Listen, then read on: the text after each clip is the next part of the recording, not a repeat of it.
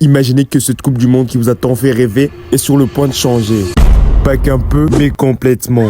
Ce week-end, il s'est passé des événements absolument incroyables lors de matchs de qualification à la Coupe du Monde. Et il faut qu'on en parle. Avant, n'oublie pas de liker et t'abonner parce que moi, c'est Larson le Footix et chaque jour, je te parle de sport. L'Irlande vient de se qualifier pour le barrage européen en terminant deuxième de son groupe après avoir battu le Portugal des Cristiano Ronaldo 2-0 et la Hongrie des Dominik Szoboszlai 3-2. Et cette qualification, ils la doivent à un seul homme, Troy Perrott, attaquant de la Z, qui inscrit à lui tout seul le 5 buts de l'Irlande lors de cette trêve internationale. Plus tard dans la soirée, la RD Congo a éliminé les Super Eagles du Nigeria après un match nul de 1 but partout à l'issue de 90 minutes et prolongation. Les deux équipes se sont départagées lors des séances de tir au but et les Congolais se sont imposés 4-3. Les Léopards sont juste à un match avant d'effectuer leur grand retour en Coupe du Monde après leur première participation de 74. Retour en Europe où la Norvège d'Erling Haaland a fustigé l'Italie 4-1 avec 8 victoires en 8 matchs. La Norvège rejouera donc un mondial pour la première fois depuis 98. L'Autriche et l'Écosse s'est reçu de retour en Coupe du Monde après 28 ans d'absence. L'Écosse a montré un caractère énorme en s'imposant 4-2 face au Danemark. Scott McTominay a lancé la fête, mais le Danemark est revenu 2 fois, puis a fini par s'effondrer. En Amérique du Nord, le Haïti qualifié en finissant premier devant le Honduras et le Costa Rica. Le Haïti revient donc en Coupe du Monde après leur première participation qui date de 74. Et dans la même soirée, nous avons vu la qualification du Curaçao, qui deviendra le petit pays de l'histoire à participer à une Coupe du Monde. En Asie, l'Irak s'est qualifié pour le barrage intercontinental après avoir éliminé les Émirats Arabes Unis. Un potentiel retour en Coupe du Monde après leur dernière participation en 86.